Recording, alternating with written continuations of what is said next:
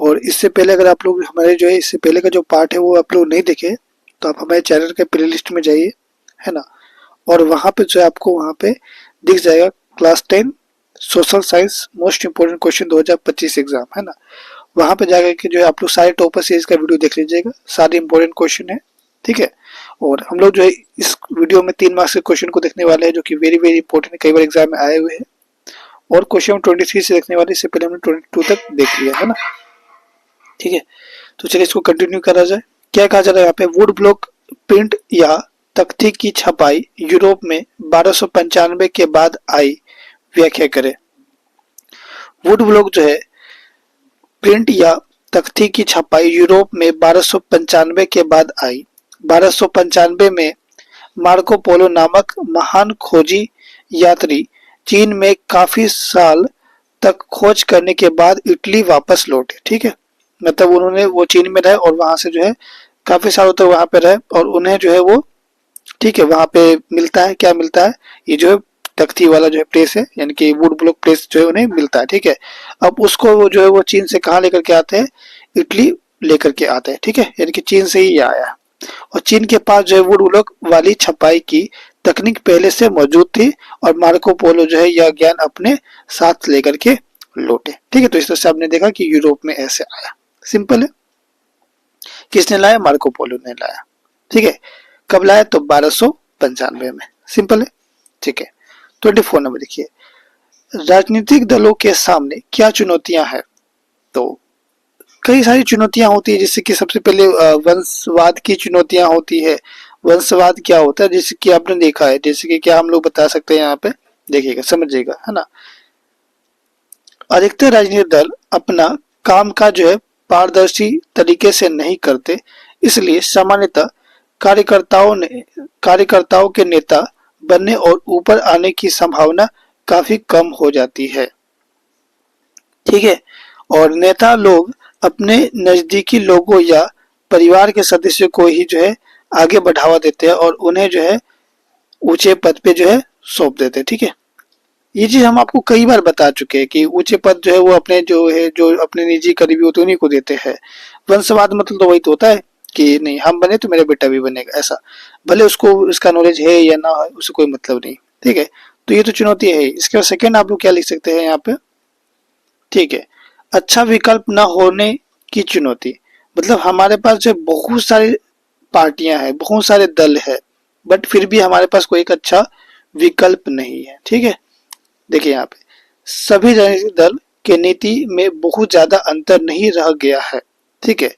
सब लोग का जो नीति है वो एक जैसा ही अब हो गया, जैसे कि इसलिए जनता के पास जो है सार्थक विकल्प नहीं रह गया है, ठीक है। मतलब बहुत सारे पार्टियां है ना, हमारे खास करके भारत में तो बहुत सारे है ना, बहुदलीय व्यवस्था है यहाँ पर, लेकिन फिर भी एक जो होता है ना कि विश्वसनीय वैसा कोई नहीं रह गया है ना, ठीक है। थर्ड यहाँ पे देखेंगे तो क्या है यहाँ पे, धन व अपराधीकरण। चुनाव के समय धन का अधिक से अधिक प्रयोग करके जो है जीतने का प्रयास किया जाता है, ठीक है। तो ये तो कहीं ना कहीं गलत है ना, ठीक है। तो ये चीज है, देखिए यहाँ पे लोकतांत्रिक कर लेंगे आप, ठीक है। लोकतांत्रिक व्यवस्था तानाशाह से बेहतर क्यों माना जाता है, फिर भी लोकतांत्रिक व्यवस्था जो एक तानाशाह व्यवस्था से अच्छा है, क्यों है आप लोग समझेंगे इसका उत्तर, ठीक है। तो लोकतांत्रिक जो शासन व्यवस्था होता है उसमें सरकार जो है वो लोगों के द्वारा चुनी जाती है। किसके द्वारा सरकार चुनी जाती है, लोगों द्वारा, यानी कि हम लोग चुनते हैं सरकार को, इसलिए सरकार को जनता का डर रहता है, ठीक है। तो सरकार तो थोड़ा बहुत तो डरता है कि चलिए हम अगर अच्छा काम नहीं करेंगे तो जनता हमें नहीं देगी अगली बार वोट, है ना। तो लोकतांत्रिक शासन व्यवस्था में सरकार जनता के प्रति उत्तरदायी होता है, ठीक है। और जनता के हितों के बारे में जो है वो, ठीक है, बात को देखता है, मतलब जनता के हित के लिए जो भी है, ठीक है। पर तानाशाह शासन व्यवस्था में सरकार अपनी मनमानी जो है तरीके से क्या करता है, राज करता है, मतलब उनका जो मन करेगा वो करेगा। इस प्रकार के शासन व्यवस्था में जनता का खास ख्याल नहीं रखा जाता है, ठीक है। उसमें तो डर भी है जनता का कि हमें अगला बार नहीं चुनेगा वो, ठीक है, क्योंकि इन्हें जनता का डर नहीं होता है। तो इस से आप लोग बोल सकते हैं कि जो लोकतांत्रिक शासन व्यवस्था है वो तानाशाह शासन व्यवस्था से बहुत ही अच्छा है, ठीक है। इसके नेक्स्ट देखिए यहाँ पे 26 नंबर, प्राणी जात और वनस्पति जात के ह्रास के कारण को लिखिए, ठीक है। तो वनस्पति जात मतलब हो गया पेड़ पौधा, प्राणी जात मतलब हो गया जो भी जानवर वगैरह, ठीक है, वो सारी चीजें, ठीक है। तो इसके ह्रास होने के क्या कारण आप लोगों को बताना है। तो आंसर लिखेंगे प्राकृतिक वनस्पति जात और प्राणी जात के ह्रास लिख लेंगे, ठीक है। ह्रास का सबसे बड़ा कारण मनुष्य ही है। कौन है? मनुष्य, हम लोग, जैसे कि पेड़ पौधा और जो जानवर है, ठीक है। उसका जो ह्रास यानी कि उसका खत्म हो रहा है ना, उसका विनाश हो रहा है, उसका कारण हम ही लोग हैं, ठीक है। हमने अपनी सुख सुविधा के लिए पर्यावरण का भरपूर प्रयोग किया, ठीक है।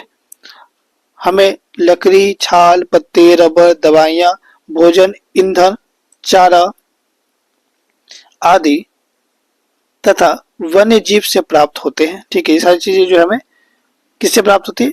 वन्य जीव से प्राप्त होते हैं। इसलिए वन और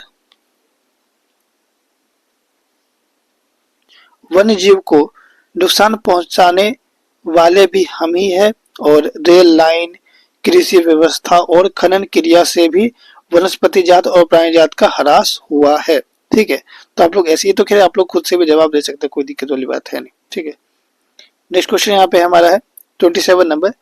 फ्रांसीसी लोगों के बीच सामूहिक पहचान का भाव पैदा करने के लिए क्रांतिकारियों ने क्या कदम उठाए, ठीक है। तो ये काफी इंपॉर्टेंट सवाल है कि क्रांतिकारियों ने जो है उन्होंने क्या कदम उठाए थे, ठीक है, अपने सामूहिक पहचान का भाव पैदा करने के लिए। मतलब ग्रुप है ना, एक सामूहिक पहचान की हम लोग जो है एक है, ठीक है, ऐसा। तो इसका आंसर लिखेंगे कि फ्रांसीसी लोगों के बीच सामूहिक भाव पैदा करने के लिए जो है फ्रांसीसी क्रांतिकारियों ने निम्नलिखित कदम उठाए। सबसे पहले उन्होंने क्या किया? फ्रांस के क्रांतिकारियों ने एक नया झंडा बनाया, जो है राष्ट्रवादी भावना उत्पन्न हुई, ठीक है। झंडा, ठीक है, प्रतीक हो गया कि चलिए ये सबका झंडा है। दूसरा आप लोग यहाँ पे लिख सकते हैं, अलग अलग बोली जाने वाली भाषा को छोड़ करके फ्रेंच भाषा को राष्ट्र भाषा के रूप में चुना गया, ठीक है। अब मतलब बहुत सारे लोग अलग अलग भाषा बोलते थे, तो ऐसा होता है ना कि वो अलग भाषा बोलता है, ये अलग भाषा बोलता है। अब यहाँ पे क्या कर दिया गया कि सब लोग एक ही भाषा बोलेगा, फ्रेंच भाषा बोलेगा। इससे क्या होगा? इससे एकता बढ़ेगी ना, ठीक है, सब लोग एक भाषा बोलेंगे तो एकता बढ़ेगी। थर्ड आप लोग यहाँ पे देखेंगे कि एक ऐसा संविधान बनाया गया जिसमें सभी लोगों के लिए समान कानून बनाया गया, ठीक है। एक संविधान बना दिया जिसमें सभी लोगों के लिए समान कानून, ठीक है। मतलब जो भी कुछ है वो सबको मिलेगा अधिकार।